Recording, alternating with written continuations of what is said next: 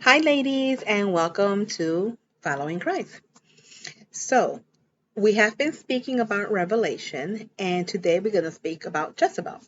So, you may ask, well, what does Jezebel have to do with Revelation? Well, she is one of the characters that the Bible makes reference to. And I'm also answering a question I received from Nancy from Michigan, and she wanted to know why does the Bible, or actually Revelation, mention Jezebel, and she's also heard the term Jezebelian Spirit or the Spirit of Jezebel, and she wants to know what all that means. So in order to understand all this, we must understand who Jezebel was. Now, by the most part, when we hear the name Jezebel, a lot of people, what comes to mind is sexual sins. Now, is that what Jezebel was about? Sexual sins? Not necessarily, although she did commit sexual sins and she did use sex to get, what she wanted, and history shows that. But that's not exactly what Jezebel was totally about. There's another lady in the Bible, and let's call her lady, by the name of Delilah. Can you find her in Judges? And that is the Delilian spirit, which I would attribute more to sex. But we're speaking about Jezebel. Keeping in mind that I'm not saying that Jezebel did not use, her sexuality, okay, to get what she wanted. So let's talk about who Jezebel is. You will find the story of Jezebel and her husband Ahab in 1 Kings chapter 16 and from verse 19 onward. Okay, now I'm going to try to give you today an ocean worth of information in a drop. So I'm going to try my best. All right, so first and foremost, I took some notes. Okay, you guys really had me studying this week. Okay, and the first question is, who is Jezebel? So Jezebel was a Phoenician princess, the daughter of Ethbaal, king of Tyre. Her name in Phoenician means primrose. However, the translation, the interpretation of her name in Hebrew means trash. And that is how, to this day, the Israelites view her as trash. According to the historian Josephus, her father used to serve the false goddess Ashtaroth. He was also the chief priest of that temple and also the king of Phoenicia. So Jezebel is known to be the patroness of idolatry. You find that 1 Kings 18:19. She's known to be a murderess. You find that on 1 Kings 21, verses 5 to 3. She led her husband to do evil on 1 Kings 21:25. Now let's clear one thing up. Although she led her husband to do evil, King Ahab was not a saint. Okay, King Ahab was actually one of the worst kings that Israel ever had. Okay, and it didn't take much to push him, okay, to do what was wrong, because he was already doing what was wrong. He was already angering God. So let's just make that very clear. I'm not justifying Jezebel in any way. I'm saying that Ahab himself had issues, okay? Jezebel was vain. You find that in 2 Kings 9:30. And she met a terrible death. And you find that in 2 Kings 9:33 to 35. Now, her father, as a political alliance, married her to King Ahab, okay, and he was the king of the northern kingdom. As a result, she also reigned, okay, over that northern kingdom of 10 tribes of Israel, okay, and this was the first time that a king of Israel had allied himself through marriage to a heathen princess. Jezebel wanted great power and eliminated anyone who would dare question her or question her authority. Reminds us of some people in the White House, right? Let me keep my mouth shut. Let's keep talking about Jezebel. All right. Now, like I stated, I did a lot of study on her, okay? Now, one thing about Jezebel that we Christians do know, is that she did kill most of God's prophet at that time. And she was the first, okay, and most powerful agitator of the time towards persecution against God's saint. Okay, so again, I'm going to read that because keep that in mind when we're still studying Revelation, when we get back to Revelation. She killed most of God's prophets, and she was the first and most powerful agitator of persecution against God's saints. She had no fear of God. She had no fear of man. Okay, and she made sure to keep her pagan faith alive and thriving around her, so much so that she placed 450 false prophets to serve Baal and under her, which were under her authority, plus 400 more prophets to serve her goddess Ashtaroth. So who did she serve? Who is this Ashtaroth person? Ashtaroth, also known as Asherah and Astarte, was the goddess that Jezebel served. Now remember that her father was the chief priest of Ashtaroth's temple. So Ashtaroth was believed to be the goddess of fertility. So when you see old statues of her, you can actually Google her name. Okay, you'll see old statues. You see her with a lot of breasts. They show her with a lot of breasts. Okay, they show her with, I believe, more than one vagina, and that is because she's supposed to be the fertility goddess, and she was also a consort of Baal. Okay, so that's who Ashtaroth was. Now her name, that goddess name, appears at least 50 times in the Old Testament, and it's also translated to sacred post, which is used to refer to three manifestations of this particular goddess. Okay, she appeared as an image, probably a figurine of a goddess. You find that in 2 Kings 21:7. She appeared as a tree. That is Deuteronomy 16:21. You'll find that there. And she also manifests as a tree trunk or a sacred post. And you'll find that in Deuteronomy chapter 7, verse 5, and chapter 12, verse 3. Now, the conduct of Jezebel was to be disastrous to both kingdoms, the kingdom of Israel and Judah. Okay, her evil behavior and deeds stirred up the righteous vengeance of one prophet. Who can tell me what's the name of that prophet? He happens to be my favorite prophet, Elijah. Okay, now Elijah prophesied of a drought that was coming, a severe drought, as God's retribution against Jezebel, and it did occur. Elijah was one of Israel's greatest prophets. Now, he doesn't have a book named after him or anything to that sort. However, the book of Kings covers more of his life than the life of any of the kings of the time. Elijah is famous for what? Elijah is famous for his confrontation with the prophets of Baal that Jezebel brought to the palace.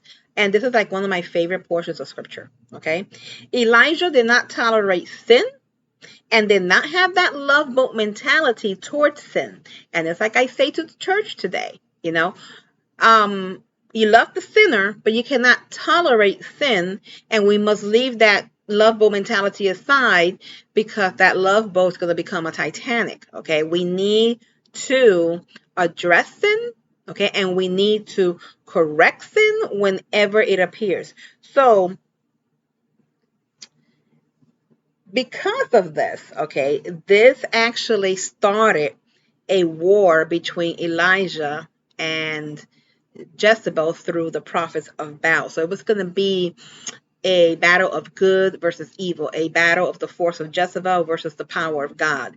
And when you put it that way, you already know who the winner is. But Jezebel was the fool. Okay, so this is a very well-known story. Elijah, he instructed, or he challenged the prophets of Baal to build a altar, okay, in plain sight, in the open, and he would do the same thing. Okay, and the challenge was that they were going to put a sacrifice on that altar and call on their gods. They will call on Baal and he will call on God. Okay, and to see which God will consume the sacrifice, hence showing his power. Okay, so it was a clever move on Elijah's side Because something that we know now after study and archaeology studies and findings and whatever is that usually with the regular altar of Baal, underneath that altar was a tunnel, okay, that the priest would go in and light the fire. So when they had the people worshiping Baal, okay, and calling on to him, the false prophets of Baal will go through that tunnel, and the wood that was in the altar, they would turn it on, okay, and the fire would come on, and people would think that Baal was listening to their prayer when it was actually one of those so-called priests or prophets doing it, okay, through this secret passageway. So Elijah knew that. So knowing that, he challenged them to build their altar in the open, okay, build a fresh new altar in the open, as he would do the same. The only thing is that he added water to the challenge that will make the challenge greater, okay? Now, Elijah, people say that he was arrogant. I won't say that he was arrogant. I would say that he was satirical and he was sure of his God, okay? So, of course, he mocked, okay, the priest of Baal to the point that should his experiment here, okay, or his illustration, for lack of a better term, fail, he would have been executed, okay? So as they turn on this fire and whatever, he's telling them to call onto their God, and they're calling onto the God, nothing is happening. They're calling onto Baal, nothing's happening, and he is mocking them and saying, you know what, call louder, because apparently he's asleep, he's on vacation, or he's on the toilet and he ain't hearing you. So to make a long story short, God, the true God, did consume the sacrifice and the water, and it did show Israel, okay, who God really is, who this powerful God and the true God is. So Jezebel, learning that she was defeated, wasn't too happy. Okay, like I told you, she had a lot of these prophets killed. So now she's ticked, okay, because they made her look like a fool. So she decides that she wants to kill Elijah and threatens Elijah. Now Elijah, knowing that she was a murderess, decides to flee to Horeb for his life. And keep in mind, people say, well, he just finished seeing this miracle of God, now he's fleeing. You know what, guys, let me tell you, sometimes men and women of God, they get tired emotionally and spiritually. Fear is, human nature. You are led by human nature versus your faith, and you run. And that's what he did. He ran because he was emotionally and spiritually exhausted. So God did send an angel to minister to him and assure him that God's presence is there and that he was going to make provisions for Israel's future. Okay, so getting back to Miss Jezebel here, okay? Now, getting back to Jezebel, okay, like I stated, her husband Ahab was no saint, okay? He was spoiled, he was mean, he was evil, he wanted what he wanted when he wanted it, okay? So, birds of a feather kind of a deal. So, next to Ahab's home, there was a vineyard, and it belonged to Naboth. He was a civilian, and he was from the town of Jezreel, and he owned it. So Ahab wanted the vineyard, and he offered to buy it, and Naboth told him no, because basically that's, that was land that he inherited from his ancestors, his father, and he wasn't going to give it away. So he goes back, Ahab, to his house, and he's moping, and he is, being petulant, and he's not eating, and he's depressed, and just about like, what's wrong with you? Is this the way of a king of Israel to behave? And he's like, he told him that he wanted the land, and Naboth didn't sell it to him. So now Jezebel, being Jezebel, got upset, and she said, I'll get it for you. And she did. Okay, so she sent these letters out, okay, to the elders of the city, and they told him, bring him in and have some false witnesses, and that these false witnesses basically say that he cursed God and he cursed the king and that he must be stoned to death. So, unfortunately, sometimes when somebody's trying to look, to do evil, even the women in the church, you find, people that are going to join you, okay, and that's what happened with Jezebel. So they joined her, they, raised a false testimony. They killed them unfairly, and when she got back, she looked at her husband and told him, well, listen, it's done. Naboth's dead, and Go get your vineyard. So you would figure that he would say, woman, what did you do? No, he was happy to go get that vineyard that didn't belong to him. Okay, so little did he know that God sent Elijah to meet him in the vineyard.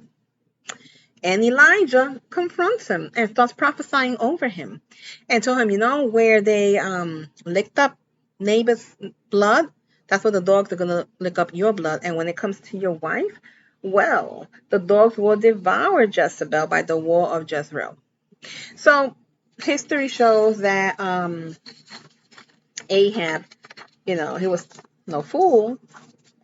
We know the rest of the story. He walked around meekly. Okay, he repented.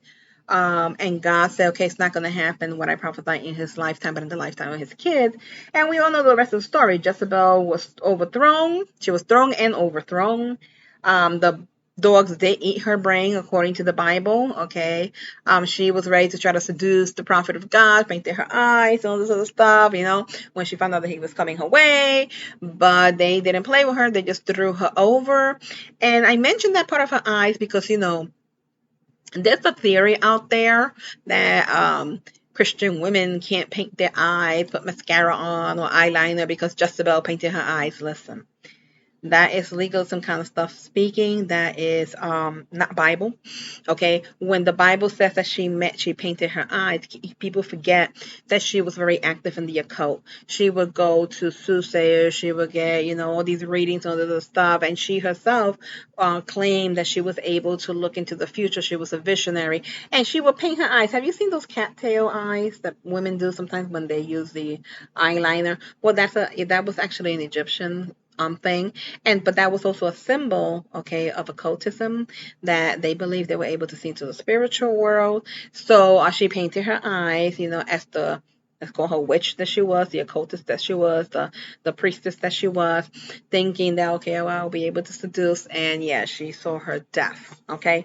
So getting to the other question, what is a Jezebelian spirit? A Jezebelian spirit is something that is active, and anybody can have a Jezebelian spirit, a man or a woman. Okay.